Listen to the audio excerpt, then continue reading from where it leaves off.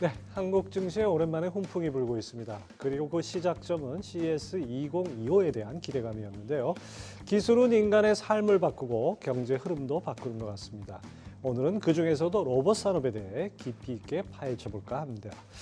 오늘 도움 말씀에 한국기계연구원 박찬훈 AI 로봇 연구소장 그리고 유진투자증권의 양승윤 선임연구원 두 분과 경제전쟁꾼 지금 시작하겠습니다.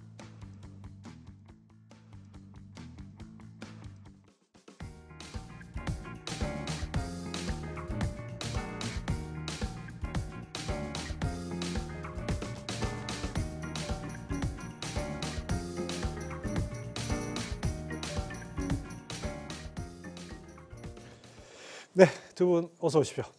네. 안녕하십니까. 네, 요즘 이 CES 2025 아주 열기가 뜨거운데요. 양승윤 연구원 원래 크게 기대는 안 했다고요?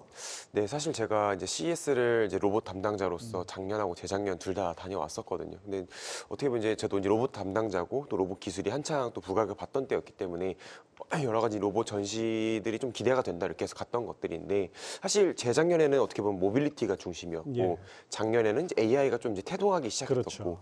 그래서 올해 이제 올해도 뭔가 아직 크게 로봇까지 오기는 좀 어렵지 않을까 이렇게 생각을 했는데 막상 이제 현지에서 들려오는 그런 소식들을 들어보면 결국은 이제 그런 저희가 소프트웨어로만 생각했던 AI가 이제 로봇 이 하드웨어에 탑재가 되면서 뭐 이제 저희가 생각하는 뭐 휴머노이드라든지 이런 첨단 로봇 기술들이 조금 이제 크게 좀 주목을 받고 있는 것 같아서 예상 외로 이 CES에서 로봇이 차지했던 중요도가 좀 상당히 높아진 것 같다 이렇게 생각이 됩니다. 휴머노이드라 그러면 이제 인간을 닮은 인간의 행동을 따라하는 이런 걸 얘기를 하고 인간하고 똑같이 생긴 거는 안드로이드라고 보통 표현하는데 요즘 뭐 그냥 크게 구분 없이 쓰는 것 같습니다. 자, 박찬훈 소장님, 이번에 뭐 주목해야 볼 만한 로봇 제품들은 어떤 것들이 있었는지요? 지금 뭐 굉장히 많은 휴머노이드 로봇들이 출시가 되고 있는데요. 로베르타에서 나온 그 스타원이라는 예. 굉장히 그 빠른 동작들이 그러한 로봇들도 있고요. 보스턴 다이나믹스라고 해서 예. 예전에 그 유압을 베이스로 해서 굉장히 동력학적인 성능이 우수하던 휴머노이드 플랫폼이 있었는데 그걸 이제 전기 플랫폼으로 해서 나온 것들이 예. 아마 확장성이 굉장히 크게 될 것으로 그렇게 생각이 되고요. 그다음에 피규어 AI에서 피규어사에서 피규어 휴머노이드가 나온 게 있는데 그게 두 번째 버전까지가 지금 나와 있는데요. 그 두 번째 버전에 그 챗GPT가 이제 4가 GPT-4가 올라가서 그 AI 수준이 이제 굉장히 상승이 돼서 음성을 이해하고 그다음에 음성과 시각 정보를 같이 처리해서 지능적인 작업들을 하는 그러한 것들이 이제 많이 주목을 받고 있고 그리고 중국에서 굉장히 성능이 좋고 그다음에 가격적인 측면도 굉장히 경쟁력이 있는 그러한 플랫폼들이 지금 많이 나와 있거든요. 예. 그중에 이제 유니티라는 로봇이 대표적이고 H1 지원하는 부품 이제 제품들을 시리즈로 내고 있는데 가격이 기존에 있던 그 산업용 로봇 시스템하고 경쟁을 해도 될 만큼 굉장히 낮아요. 예. 그래서 압도적인 그 가격 경쟁력을 가지고 있어서 또 시장이 주목하는 그런 제품이 아닐까. 그리고 또 생츄어리 AI라는 회사에서 피닉스라는 제품이 나와 있는데요. 이 피닉스라는 제품이 보통 휴머노이드 그 로봇 기업들하고 좀 다르게 그 자체 개발한 독자 AI를 카본 AI라는 것을 이제 탑재를 하고 있고 그걸로 인해서 장기적으로는 인간과 유사한 수준의 AI가 탑재된 휴머노이드를 개발하겠다고 얘기를 하고 있습니다. 작년에는 AI 바람이 불었고 올해는 또 이제 로봇으로 또 하나의 선풍이 불고 있는데 이렇게 AI와 로봇이 결합되는 거 이거 생각보다 되게 빨리 오는 것 같아요. 그렇죠. 네. 자, 그래서 이 박찬훈 소장님 앞에 모두의 첫 마디가 이 드디어 로봇 시대다 이렇게 표현하신 이유가 뭡니까? 약간의 그 폭발력이 있는 것 같은 생각이 좀 들고요. 왜냐하면 로봇 기술하고 AI 기술은 전혀 별개로 발전해온 기술이거든요. 그러니까 AI는 지금까지 그 바디가 없는 상태에서 그렇죠. 소프트웨어로만 존재했고 로봇은 뭔가 반복적인 굉장히 그 힘센 일들 그리고 정교한 일들을 해왔지만 전혀 그 예기치 못한 상황들이 대응하지 못했고 했는데 이 두 가지 기술이 어느 정도 궤도에 올라오면서 두 가지가 서로 이제 만나기 시작한 거죠. 그래서 그 로봇 AI가 탑재됐다기보다는 AI의 몸이 주어진 형태가 이제 펼쳐지면서 이게 이런 상황이 오면 발전 속도라는 것은 과거하고 많이 다르겠다. 그리고 현장에서 느끼는 느낌도 과거의 발전 속도와 지금의 폭발적인 속도가 차이가 많아서 드디어 로봇의 시대가 열리나 보다. 그래서 이제 아까 그 말씀. 이런 어떤 신기술이라는 거는 이렇게 꾸준히 어떤 이렇게 뭐 45도 각도를 그리는 그래프가 아니고 이렇게 옆으로 기다가 갑자기 뛰어오르는 이런 점프하는 그런 단계가 있는 네, 뭐 이런 단계라고 보면 네, 될까요? 네, 그런 것 같습니다. 예, 그런 측면에서 이번 CES에서 가장 또 눈길을 끌었던 인물이 엔비디아의 젠슨왕 아니겠습니까? 양승윤 연구원, 엔비디아가 코스모스를 발표했는데 이게 로봇이나 자율주행 개발을 위한 플랫폼이라고 해요. 이것 그 앞으로 로봇이 환경을 이해하고 다양한 작업을 수행하는데 도움을 준다고 하는데 이거 어떤 건지 좀 설명을 해주십시오. 이제 쉽게 말씀을 드리면은 이제 로봇의 그런 물리 AI를 만드는 데 도움을 주는 그런 학습 플랫폼이라고 보실 수가 있을 것 같습니다. 그러니까 로봇이라고 하는 것들은 물리적인 존재니까 결국 AI도 물리적인 AI가 예. 될 필요가 있습니다. 저희가 흔히 뭐 업무나 이런 데서 많이 쓰시는 챗GPT는 이제 언어 모델이니까 뭐 온라인 상에 있는 여러 가지 이제 언어 데이터들을 가지고 와서 학습을 시키고 성능을 개량시킬 수 있는 부분들은 있지만은 휴머노이드나 이런 로봇들은 이제 물리적이니까 물리적인 데이터를 바탕으로 학습을 시켜줘야 된다. 근데 이제 물리적인 데이터를 쌓으려면은 실제 지금까지는 어떻게 보면은 로봇들을 가지고 움직여가면서 그런 실물 데이터들을 쌓는 이제 그런 과정들을 겪어왔는데 한계가 있는 거죠. 이런 실물 데이터를 쌓는 데는 시간도 오래 걸리고 예. 그리고 사람이 로봇에 한 대씩 다 달라붙어서 움직이면서 해야 되니까 비용도 많이 들고 이게 상당히 좀 폭발적인 그런 개발 속도를 올려가기가 좀 어렵다라는 이제 그런 흔히 말하는 보틀넥이 걸려 있었었는데 코스모스는 이제 그런 한계점들을 극복해주는 플랫폼이다. 쉽게 말해서 디지털 트윈을 통해서 이제 저희가 가상 현실을 만들어 놓고 그 가상 현실 속에서 로봇들이 움직이는 것들을 구현을 하면서 그 가상 세계 속에서 쌓이는 그런 데이터들을 바탕으로 또 이제 학습을 시키는 그 가상 세계라고 하는 거는 저희가 뭐 물리적인 그런 조건들도 적용을 시키겠지만은 뭐 시간이라든지 이런 것들에 또 구애를 안 받는 부분들이 있으니까 데이터량을 폭발적으로 늘릴 수가 있다. 그래서 또 로봇의 AI 성능도 좀 드라마틱하게 성장할 수 있는 이제 늘어날 성능이 좀 개량이 될 수 있는 그런 이제 또 하나의 플랫폼으로서 상당히 좀 크게 주목을 받고 있는 상황이라고 저희는 생각을 하고 있습니다. 박 소장님, 이 엔비디아 하면 GPU 만드는 하드웨어 만드는 회사라고 알고 있었는데 이제는 뭐라고 규정을 해야 됩니까? 그렇죠. 과거에는 그 그래픽 카드 예. GPU라고 하는 그래픽 카드를 만드는 회사였는데 지금 이제 압도적인 그 GPU 부문에서의 그 시장 그 점유율을 지금 가지고 있고 지금 엔비디아가 꿈꾸는 것은 일종의 AI 파운드리라고 이제 젠슨왕이 얘기한 아마 그런 것 같아요. 뭐냐면 반도체 파운드리는 TSMC 그렇죠. 같은 회사인데 반도체 파운드리는 TSMC다. 이제 AI 파운드리는 엔비디아다 엔비디아가. 하는 게 이게 아까도 얘기했던 그 코스모스 같은 툴들이 지향하고 있는 것이 무엇이냐 하면 로봇이라는 게 하드웨어잖아요. 예. 그 하드웨어 시스템을 개발해서 거기에 AI를 탑재하고 또 학습하는 과정 중에 이제 수많은 시행착오를 거치면서 부서지고 그리고 또 실제로 이제 배치해서 성능을 뽑아보고 하는 게 1년의 시간이 굉장히 오래 걸리거든요. 그러니까 그것들이 돈이 엄청나게 많이 드는 거예요. 그러니까 예. 규모의 경제가 되지 않는 회사들은 그 이제 그런 시스템들을 개발하기 불가능했는데 코스모스 같은 시스템은 그 모든 것들을 가상 환경에다 만들어 놓고 그 가상 환경에서 그냥 형상만 로봇 형상이 아니고 그 안에서 일어나는 모든 물리 현상들이 다 완벽하게 이 세계하고 이제 거의 등가락 할 만한 정도의 정밀한 정도를 가지고 이렇게 돌아가고 그냥 기계상으로 시뮬레이션 하는 정도가 아니라 거의 똑같이 한다는 거의 똑같이 하는 게 얘기네요. 들어있는 거죠. 그리고 이제 그것만 들어있는 것이 아니고 그걸 통해서 실제로 어떤 로봇을 그 안에 설계하고 최적화시키고 학습시키고 그다음에 나중에 다 배포하고 테스트하는 것까지 그 가상 환경에서 전부 다 구현을 할 수 있도록 해서 거의 다 그 안에서 끝난 다음에 그럼 이제 실제 세계에 나왔을 때는 아주 작은 돈을 들여서 로봇을 바로 만들 수 있는 그런 파이프라인을 이쪽에 이제 구축을 해놓은 거거든요. 그게 이제 젠슨왕 의도대로 이제 완벽하게 동작을 하면 아마도 로봇을 개발하는 거의 모든 회사들은 그 솔루션을 사용하게 되지 않을까. 그러니까 이제 가히 아까 얘기한 그 파운드리라는 말을 쓸만하지 않을까 그런 생각이 듭니다. 이렇게 되면 뭐 이제 경계가 없어진 것 같습니다. 뭐 어디가 과연 가장 큰 경쟁 상대인지 이걸 꼽기가 좀 쉽지 않을 것 같아요. 그러니까 경쟁 상대라기보다는 서로 협력하는 관계일 것 같아요. 아마 엔비디아가 코스모스 같은 플랫폼을 내놓을 때도 로봇이나 AI 기업하고 경쟁하겠다는 의도는 전혀 아니었을 테고 그들이 사용할 수 있는 그 일종의 이제 절차적인 것들이 다 갖추어진 그러한 토탈 솔루션을 공급하는 기업으로 그 로봇과 AI 산업을 드라이브하겠다는 드라이브하는 주체가 되고 싶어하는 것 같고 예. 그걸 사용해서 로봇 기업들이나 AI 기업들이 발전을 해라 이런 의미가 아닐까 싶습니다.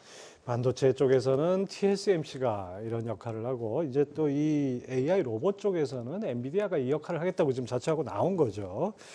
앞서 그 양승윤 연구원 그 디지털 트윈 잠깐 언급해 주셨는데 이게 구체적으로 어떻게 이게 더 효과가 있는 건지 좀 설명을 해주세요.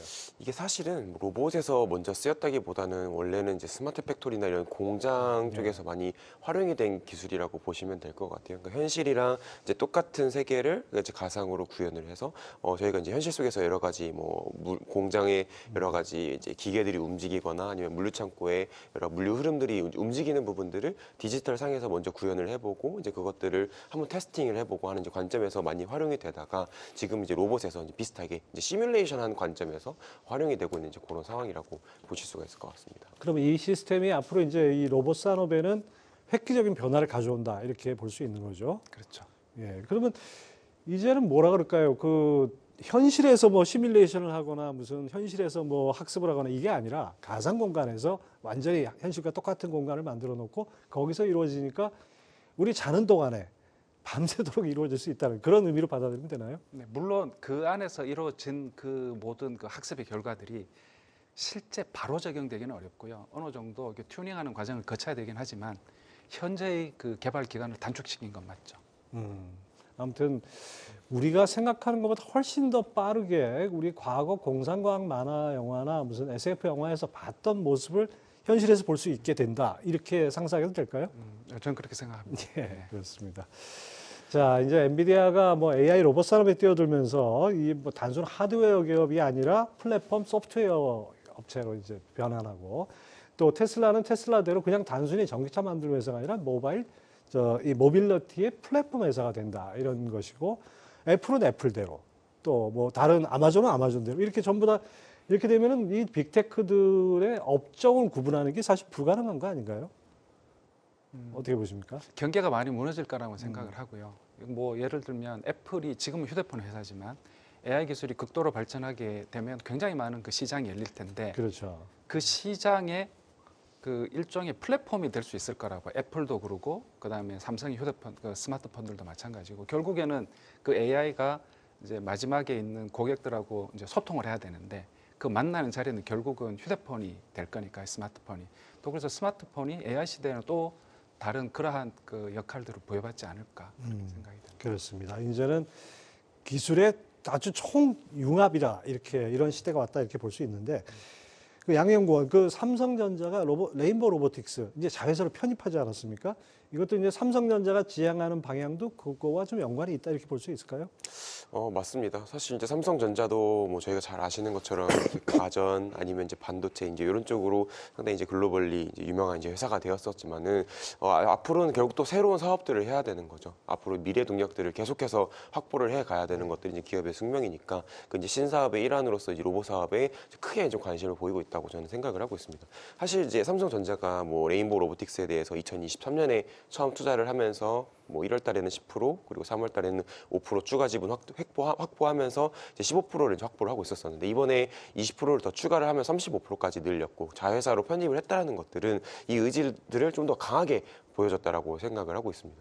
사실 이제 삼성전자가 작년에 뭐 HBM이라든지 여러 가지 좀 부침을 겪기도 했었지만은 그런 어려운 상황 속에서도 이 신사업을 꾸준히 좀 해가겠다라는 의지들을 보여줬으니까 충분히 뭐 올해나 이제 내년에 걸쳐서 이제 실질적으로 또 결과들이 나오는 것들을 기대해 볼 수 있지 않을까 생각을 하고 있고 또 이렇게 자회사로 들어왔으니 이제 과거에 그런 레인보우 로보틱스라고 하는 우리나라에서도 가장 기술력을 가지고 있는 기업과의 협력 관계가 더욱더 강화될 수 있다. 지금까지는 어떻게 보면은 조금 이제 남남이었다는 관점에서 볼 수 있겠지만 이제는 거의 한 가족이 되었으니 뭐 인적 교류라든지 뭐 공동 개발이라든지 아니면 공동 사업 진행 이러한 부분들까지 좀 확장되는 부분들을 좀 기대해 볼 수 있지 않을까 생각을 하고 있습니다.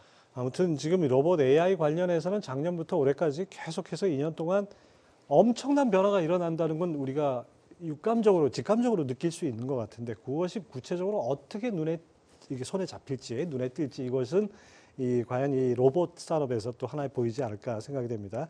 이 관련해서 로봇이란 거 우리가 흔히 볼 수 있습니다. 왜 식당에 가면 주문 받아가지고 음식 왔다 갔다 배달하는 그 협동 로봇들이 있고 뭐 커피를 만들거나 뭐 이런 로봇들이 있고 또 이제 인간 형태, 인간의 행동을 그대로 모방하는 휴머노이드들이 있는데 자, 휴머노이드가 인간을 대체하는 영역이라면은 협동 로봇은 인간과 협동하는 로봇, 뭐 말 그대로 그렇게 뭐 정리를 할 수 있을 것 같은데요.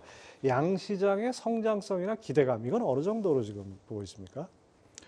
그 휴머노이드하고 협동 로봇은 그냥 카테고리가 다른 단어죠. 네. 그러니까 협동 로봇이라고 하면 사실 휴머노이드도 협동 로봇이 될 수 있는 거죠. 근데 이제 시장에서 정의하고 있는 것은 기존에 있던 산업용 로봇들은 많이 위험했는데 이게 훨씬 더 이제 안전하게 되고 그리고 사용성이 현저하게 높아져서 누구나 쉽게 사용할 수 있고 그다음에 과거 로봇들처럼 펜스를 치지 않고 동작할 수 있고 예. 그래서 로봇이 있는 곳에 사람이 언제든지 들어갈 수 있고 하는 이제 그런 로봇들을 우리가 협동 로봇이라고 하고 예.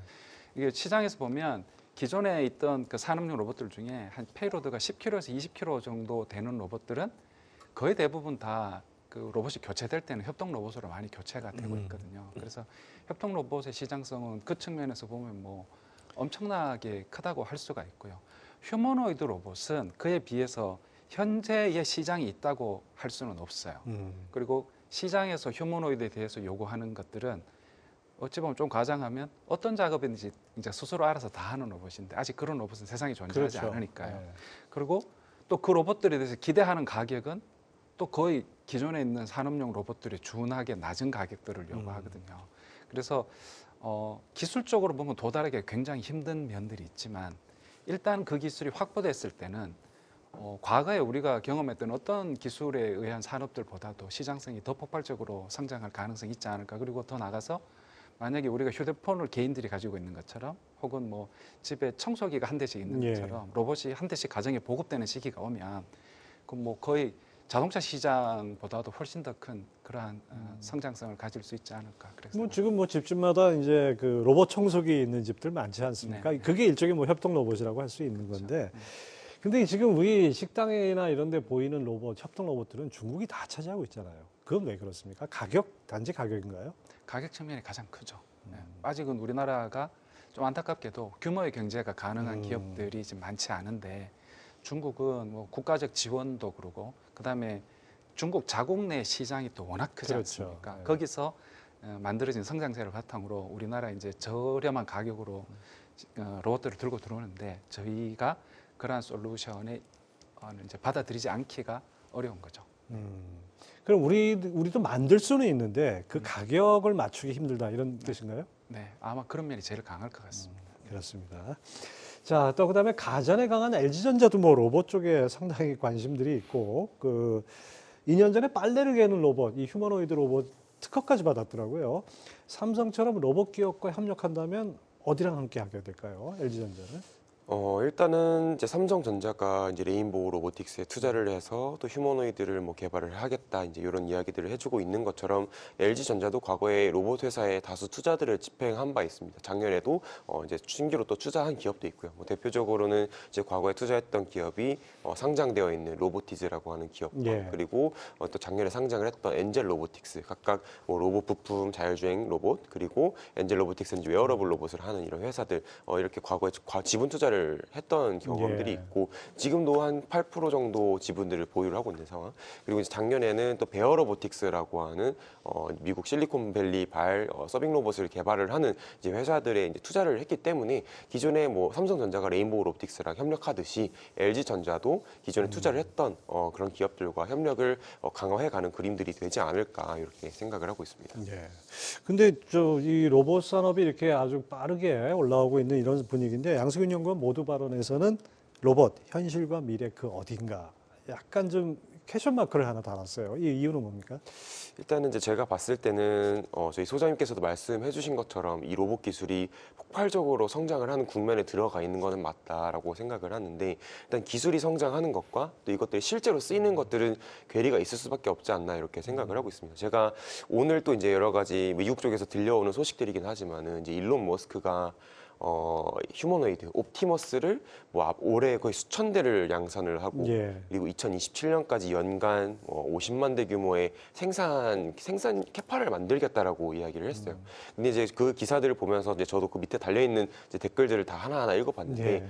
대단하다라는 반응들도 있었지만은 또 일각에서는 그거를 이제 만들어서 50만 대를 만들어서 도대체 어디에 쓸 생각이냐라는 그런 비판적인 이야기들도 많습니다. 아직 저희 휴머노이드 기술은 뭐 빠르게 발전은 하고 있긴 하지만은 일상생활에 들어와서 쓰이기에는 아직까지는 좀 기술력 측면에서 어려운 부분들이 있기 때문에 이것들을 또 어떻게 활용해야 될지에 대한 부분들을 좀 같이 고민해야 된다고 좀 생각을 하고 있고, 무엇보다도 윤리라든지 뭐 사회적인 수용성이라든지 저희가 이제 기술에만 너무 포커스를 맞추고 있다 보니까 이게 실제로 쓰이게 됐을 때 마주하게 될 벽에 대해서는 아직까지는 크게 또 고민이 안 되고 있다라고 생각을 하고 있어서 언젠가는 또 이제 여기에 대한 논의들이 또 진행이 돼야 되고, 기술은 앞서 나가고 기대감도 같이 따라서 앞서 가겠지만은 또 실제 쓰이는 것들은 천천히 그 괴리들을 좁혀가는 형태가 되지 않을까 이렇게 생각을 해서 그렇게 한번 말씀을 드려봤습니다. 관련 책을 한번 읽어보니까 이 기술 발전은 이제 물리적 기술이 있고 문화적 기술이 있는데,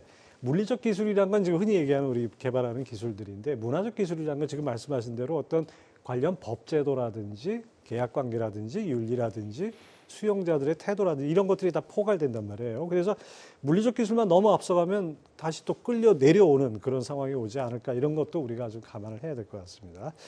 자, 박 소장님, 휴머노이드 하드웨어를 생산하는 기업들 중에 우리가 주목해 볼 만한 기업들이 있을까요? 그냥 아까 그 양 연구원님도 말씀을 하셨지만 테슬라의 그 옵티머스 시리즈가 이미 굉장히 앞서가고 있죠. 그러니까 이제 대량 생산 체제를 이미 갖추겠다고도 하고 있고, 그래서 사실 가장 먼저 이 휴머노이드 연구 시장에 불을 지핀 그런 회사니까 당연히 관심이 가고요.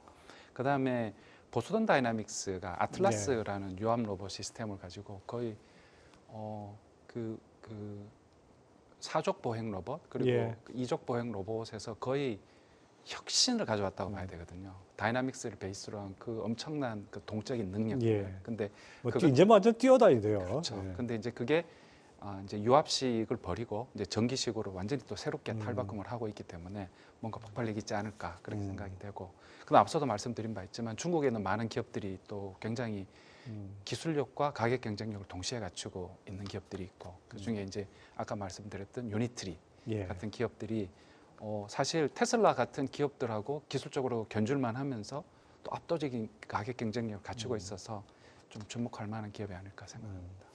소프트웨어 관련해서는 뭐 주목할 만한 기술이나 기업들 어떤 것들이 있을까요? 이제 휴머노이드에 이제 연관져서 생각한다고 하면 앞서도 말씀드린 바가 있는데 생츄어리 AI라는 회사가 휴머노이드 플랫폼 그 자체도 플랫폼 그 자체지만 거기 올라가는 AI 기술과 관련해서 카본 AI라고 그 자체 개발한 솔루션들을 가지고 있고요. 그러니까 기존의 그 AI 연구진들이 개발한 AI를 로봇에 탑재시키는 형태라기보다는 자체 연구진들이 이제 가지고 있는 내재화된 그런 솔루션들을 또 가지고 있고 해서 주목할 만할 것 같고, 그다음에 피규어사가 또 GPT-4를 오픈 AI에 GPT-4를 이제 탑재를 하면서 또 그 여러 가지 주목할 만한 그 데모들을 막 보이고 했었죠. 그래서 그게 또 계속해서 코어가 이루어진다면 또 주목할 만하지 않을까 싶습니다. 그렇죠. 아까 먼저 모두의 박 소장님이 말씀해 주신 것처럼 AI는 AI대로 발전해 오고 로봇은 로봇대로 발전해 오다 어느 순간에 이게 접점이 생기면서 폭발적으로 올라가는 이런 양상 보이는 것 같습니다.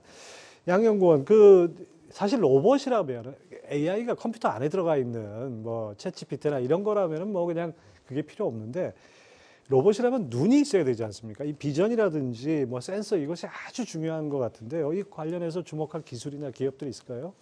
일단은 이제 그렇게 센싱 기술들이 필요한 거는 결국은 이제 로봇들이 그동안 공장에서 사람들 없이 이제 정형화된 곳에서 사람들이랑 크게 뭐 상호작용을 하지 않다가 이제 일상생활로 나오면서 인간이랑 이제 마주하고 이제 상호작용을 해야 되는 관점에서 필요해지는 부분들이라고 보고 있습니다. 결국은 저희가 상호작용을 하기 위해서는 인간이 가지고 있는 오감처럼 뭐 시각이라든지 촉각 이런 것들이 결국 필요해질 수밖에 없다고 보고 있고, 제일 중요하다고 보고 있는 거는 물론 후각도 뭐 청각도 다 중요하지만 결국은 시각, 이 상당한 부분들을 차지를 하고 있다. 인간들도 뭔가 작업을 하거나 할 때 제일 많이 쓰는 정보원이 시각 정보원이라는 이야기들이 있고 그 다음에 또 많이 쓰이는 거는 촉각이기 때문에 일단은 예. 단기간에는 시각 센서, 뭐 흔히 말하는 뭐 카메라 센서류들이 있을 것 같고요. 그리고 촉각 센서에서는 뭐 텍타일 센서라든지 아니면은 뭐 힘토크 센서 이렇게 저희가 물건을 만졌을 때 그런 힘이라든지 이런 것들을 감지할 수 있는 센서들이 앞으로 좀 유망하겠다라고 보고 있습니다. 근데 이제 그런 부품들을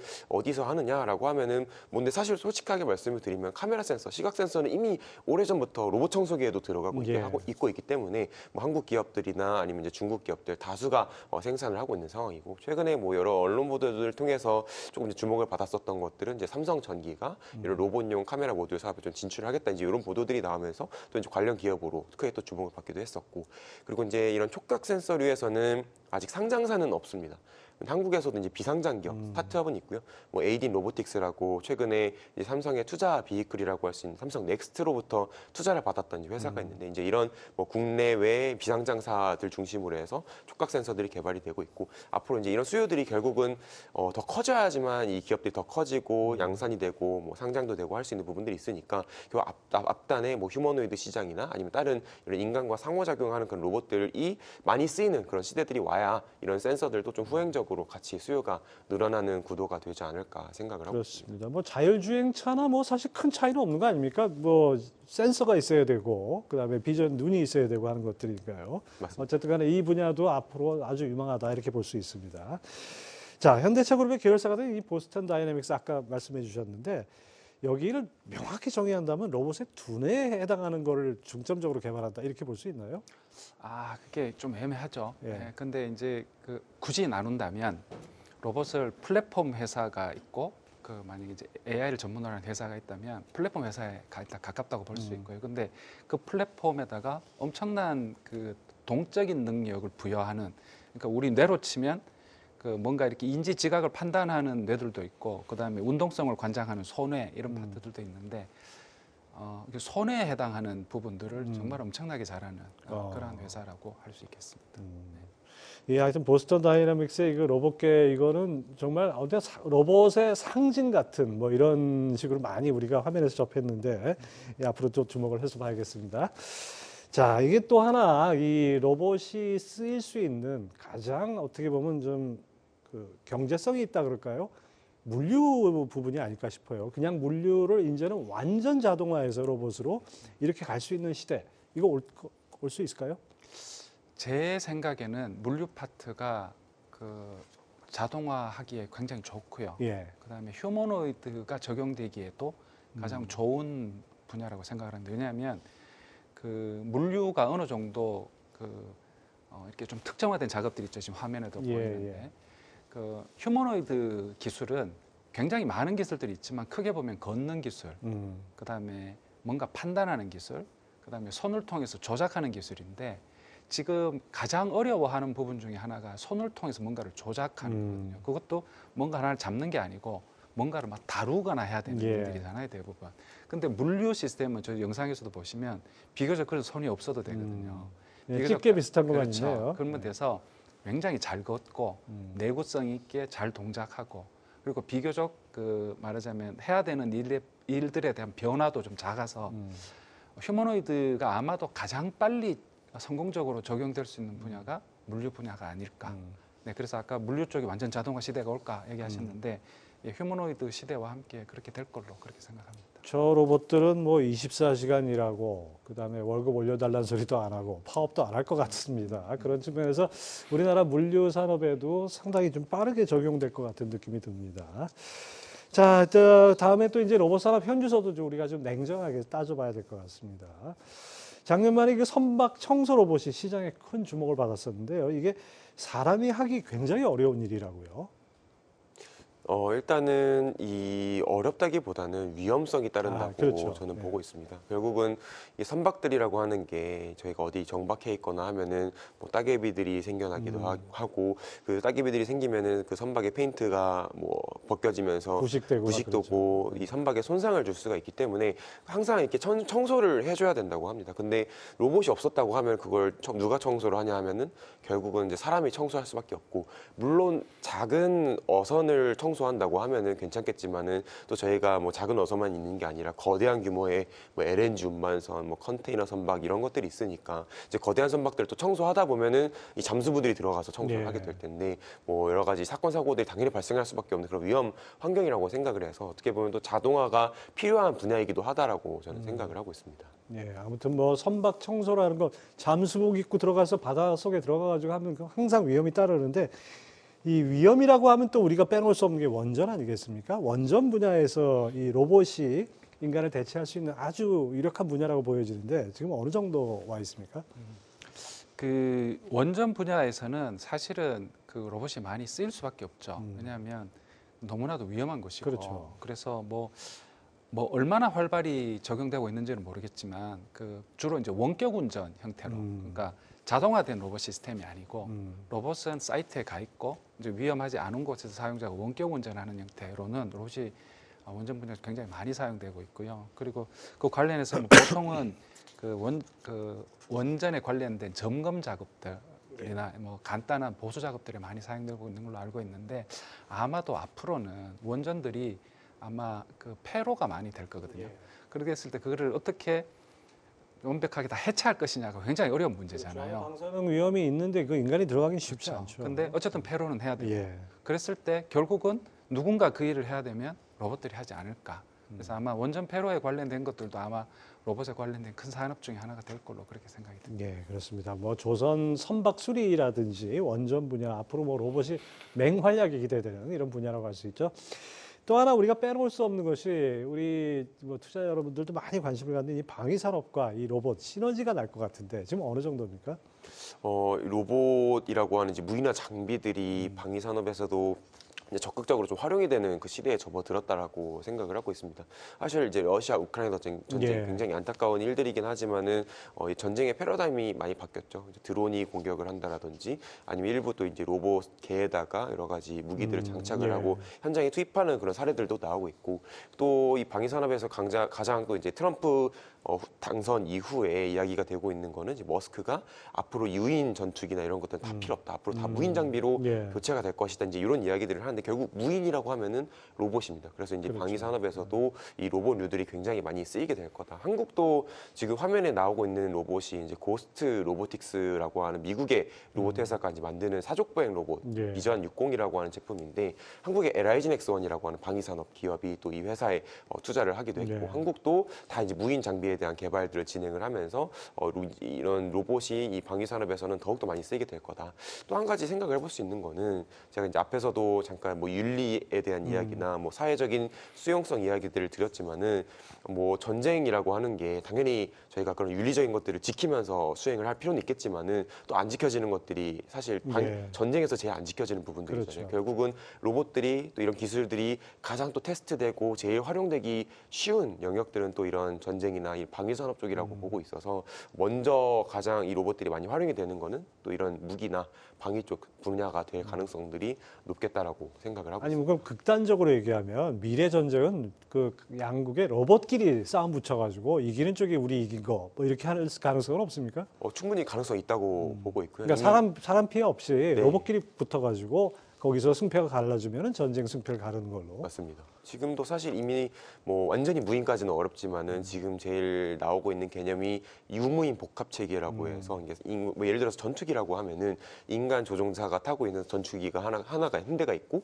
그 앞에서는 이제 무인 전투기들이 여러 개가 같이 날고 있는데 인간이 뒤에서 작전 지시를 하고 컨트롤하고 그리고 여러 가지 이제 교전을 하는데 싸우는 건 앞에서 이제 무인기들이 싸우는 거죠. 그리고 그렇죠. 반대로 적도 그런 형태일 거고 결국은 뭐 이미 이제 인간들의 피해는 없이 그런 로봇들 무인 장비들끼리 싸우는 시대가 조금씩 이제 열려가고 있는 상황이지 않을까 생각을 해보고 있습니다. 네, 전쟁 양상까지 바꾸겠습니다.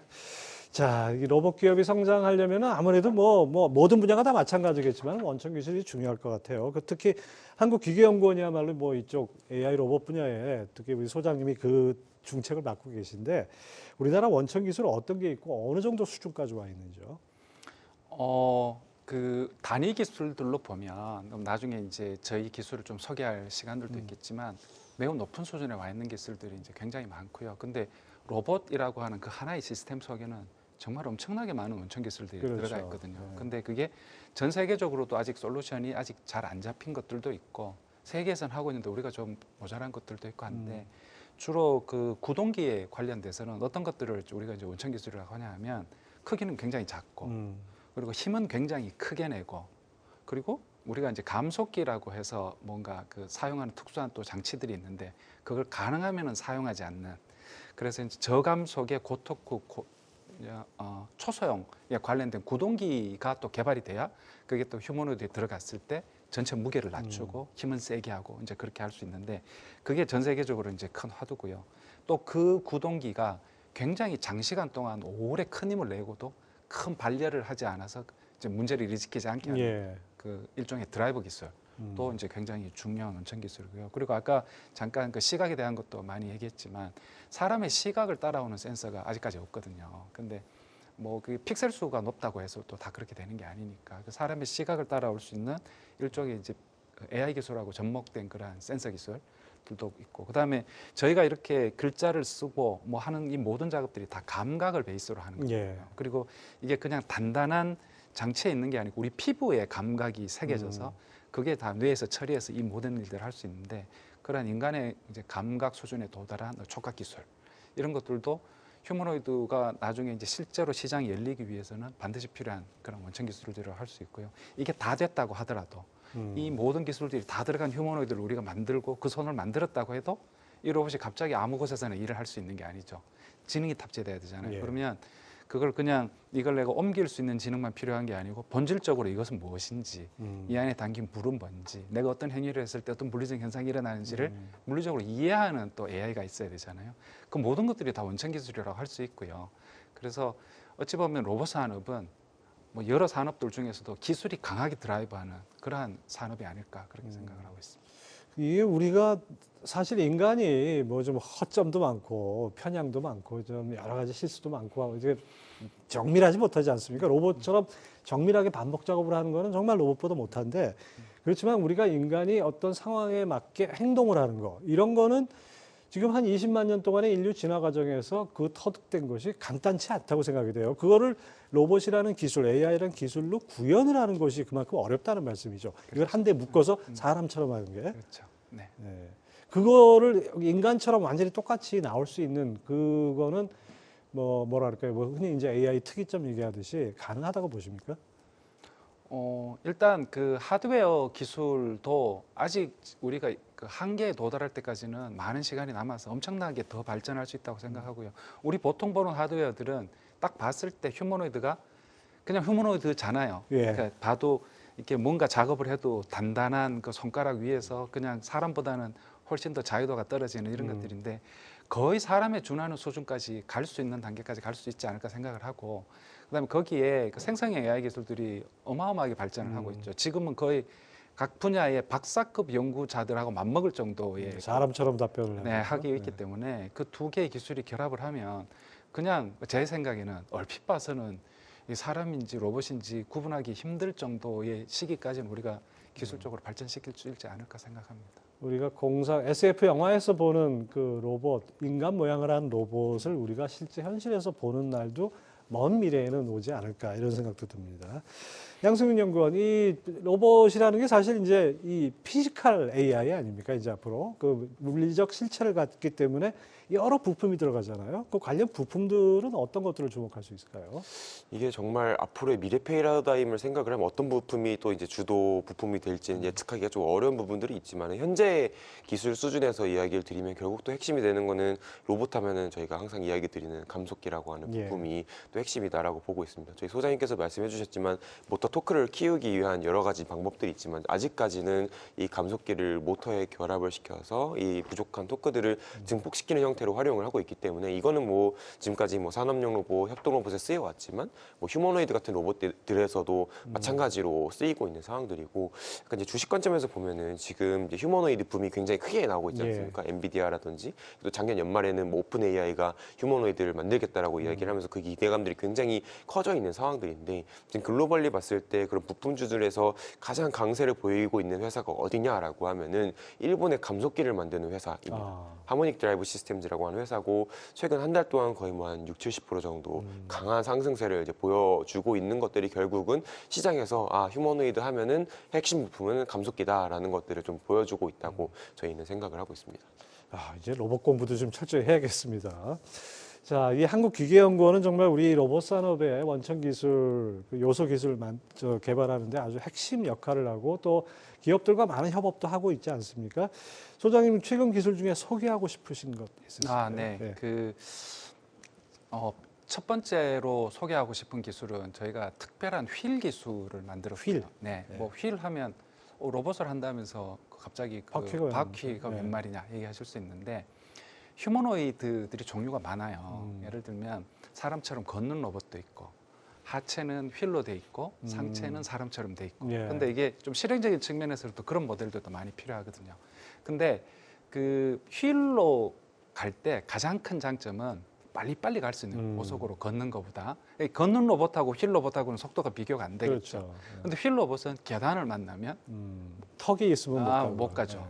그래서 이제 저희가 개발한 것은 평지에서는 일반 휠처럼 동그랗게 돼서 고속으로 주행하고 그다음에 저렇게 화면에 나올 때 장애물을 만나면 그냥 휠인데 발이 달린 것처럼 그냥 이렇게 지나가 버립니다. 근데 지금 보시면 저희가 저 휠을 변형휠이라고 이름을 붙여놓은 이유가 계단을 이렇게 지나갈 때 보면 계단 모양에 맞춰서 모양이 바뀌어요.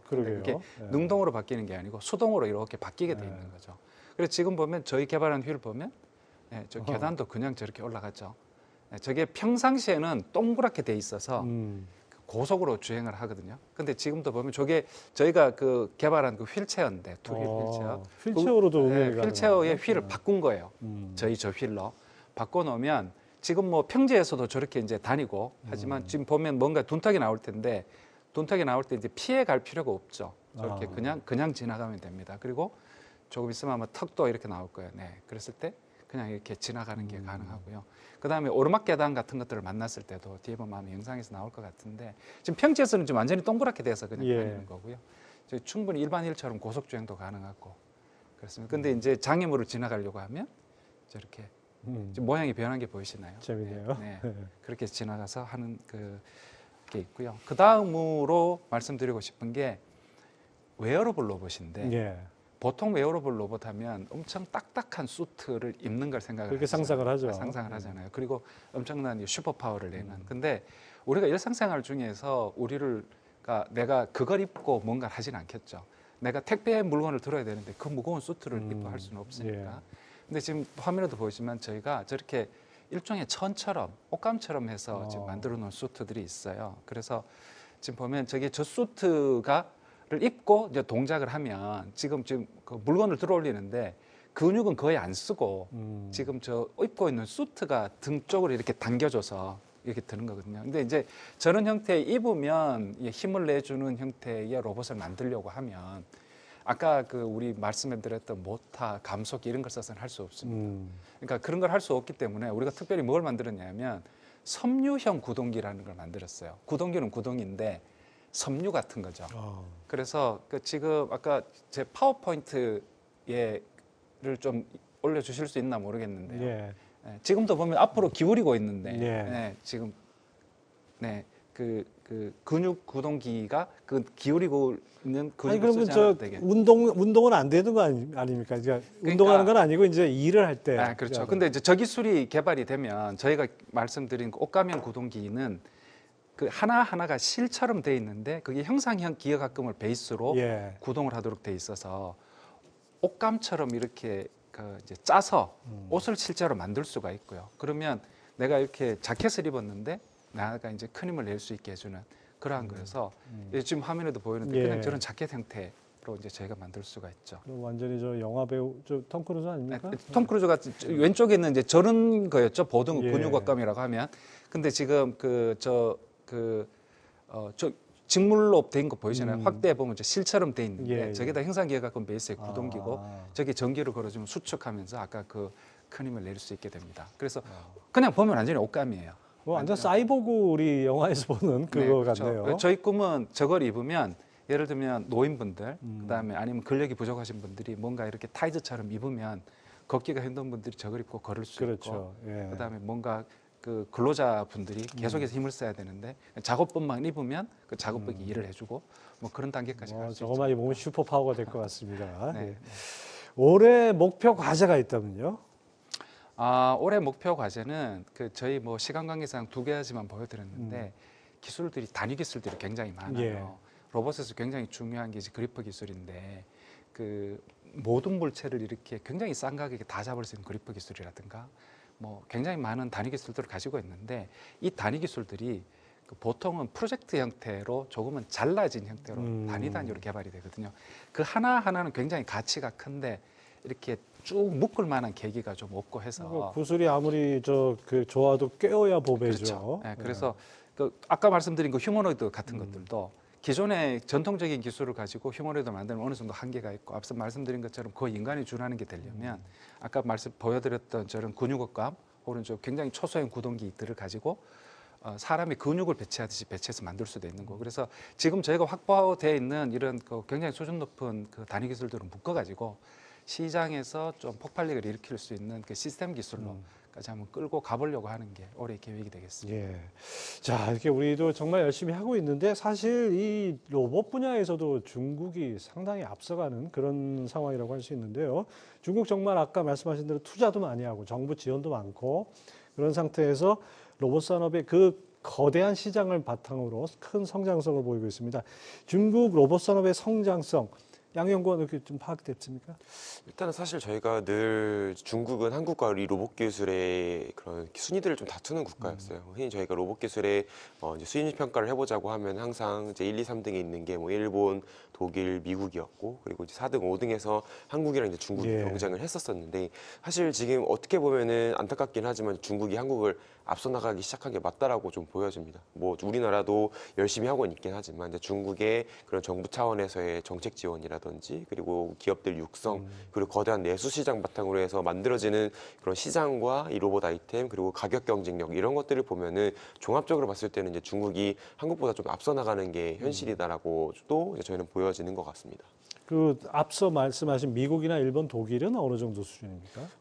미국이나 일본, 독일은 뭐 사실 조금 분야가 다르긴 합니다. 그러니까 미국 같은 경우는 뭐 휴머노이드라든지 로봇 AI 쪽에서는 거의 뭐 최고봉에 이른 나라다라고 그렇죠. 저희가 많이 평가를 하고 일본이나 독일 같은 경우는 아까 이제 어떻게 보면 2020년 이전의 로봇들, 그러니까 기계, 지금은 이제 소프트웨어가 붙어서 하드웨어와 소프트웨어가 결합된 형태의 로봇들을 보지만은 그 이전에 또 하드웨어만 봤었거든요. 그러니까 결국은 로봇이 기계다라고 했었을 시절, 그러니까 쉽게 말해 뭐 산업용 로봇이나 이제 이런 분야에서는 압도적인 강자가 또 일본이랑 이제 독일이지 않았나 이렇게 평가가 됩니다. 그렇죠. 이게 산업 강국이 아무래도 산업용 로봇에 강점을 보이고 또 미국은 워낙 이 빅테크들이 뭐 AI라든지 여러 분야에 많은 투자를 했기 때문에 그 성과가 나타난다 이렇게 볼 수 있습니다. 자, 그렇다고 해서 우리가 이렇게 앉아 있을 수만은 없죠. 우리 로봇 기술의 미래, 우리 도전 과정이 마지막 마무리 겸해서 소장님 좀 말씀해 주시죠. 네, 일단 로봇 기술의 미래가 어떠냐? 그냥 밝다고 얘기할 수 있을 것 같고요. 아까 말씀드린 것처럼 로봇 기술의 속도, 발전 속도, AI 기술 발전 속도가 만나면서 폭발력을 일으키고 있다. 그렇게 볼 수 있을 것 같고 그러면 이 시대에 우리가 해야 될 건 뭐냐? 우리 도전 과제 한 3가지 정도가 있을 것 같은데 하나는 핵심 부품에 대한 해외 의존도가 너무 높아요. 예. 그래서 그것을 국산화를 시켜야 되고 그것이 우리 그 말하자면 로봇 산업을 지켜나가고 발전시켜 나가는데 굉장히 중요한 요소가 될 것이다. 그걸 이제 해내야 된다는 게 하나가 있고 또 하나는 규모의 경제를 이룰 만한 로봇 기업들을 몇 개는 좀 국가가 육성을 해야 된다. 지금은 그 로봇을 메인 잡으로 하는 기업들이 규모가 좀 너무 작습니다. 어느 정도입니까? 제일 큰 회사가. 지금 현재 보면 이제 로봇을 전문적으로 하는 기업들 중에 이제 가장 1위 기업이라고 할 수 있을 만한 게 이제 현대로보틱스라고 봐지는데 현대로보틱스가 매출액이 한 2천억에서 3천억 그 사이. 평균적으로 그 사이거든요. 물론 이제 더 할 때도 있지만 평균적으로. 그러니까 이제 1위 기업이 그러니까 좀 많이 작다고 봐야 되겠죠. 근데 이제 규모의 경제가 중요한 것이 결국 규모의 경제에서 가격 경쟁력도 그렇죠. 확보된다고 보기 예. 때문에. 그다음에 또 하나는 이제 약간 미래를 본 건데 또 다른 로봇 시장이 열리고 있는 거거든요. 휴머노이드 로봇 시장, 예. AI 휴머노이드라는 게 일종의 미래 시장이고 여기서는 미국도 유럽도 일본도 다 이제는 막 시작하는 단계거든요. 우리보다 조금 앞서 있긴 음. 하지만. 그래서 이 새롭게 펼쳐지는 휴머노이드 같은 미래 로봇 산업에 우리가 사활을 걸고 뭔가 거기서 핵심 기술들을 좀 단기적으로 빨리 확보를 해나가야 된다. 이제 그게 이제 세 번째 우리 도전 과제가 아닐까 싶습니다. 근데 앞서 뭐 핵심 부품 국산화를 얘기를 하셨는데 사실 이거는 뭐 로봇 분야뿐이 아니라 우리 산업 모든 분야가 마찬가지 아니겠습니까? 근데 규모의 경제가 돼야 투자할 수 있는 여러 개 나오고 그것도 거기서 국산화가 이루어지고 하는 거 아닌가 싶은데 여기에 어떤 그 국가 차원에서의 어떤 투자가 필요한 건지 아니면 어떤 노력이 더 필요할까요? 그러니까 시장에 맡겨놓는 게 가장 좋겠지만 현재 상태로는 아까 말씀드렸던 게 약간 악순환에 걸려 있어요. 네. 기업들이 규모의 경제를 이뤄내고 있지 못하고 그러니까 이제 부품을 조달해 와서 뭔가 만들어야 되는데 그 조달하는 부품들의 단가가 비싸질 수밖에 없고 많이 못 사니까 비싼 값 줘야죠. 그렇죠. 그러니까 몇 개 못 사게 되니까 네. 그러니까 또 경쟁력이 또 낮아질 수밖에 없고 하기 때문에 정부가 좀 강하게 개입을 해서 긴 숨을 가지고 우리가 이 부품들을 어떻게 국산화해 나갈지에 대한 국가 단위의 어떤 계획들 그다음에 또 굉장히 적극적인 재정의 개입 이런 것들이 좀 필요하지 않을까 생각합니다. 이런 첨단 산업 분야는 사실 시장이 형성되기 전이기 때문에 우리가 뭔가 할 때는 정부와 그 민간이 같이 합동으로 할 필요가 있을 것 같습니다. 자, 양수윤 연구원, 이 지금 우리 로봇 산업의 도전과 미래 이 과제 들어봤는데 주식 측면에서는 어떻습니까?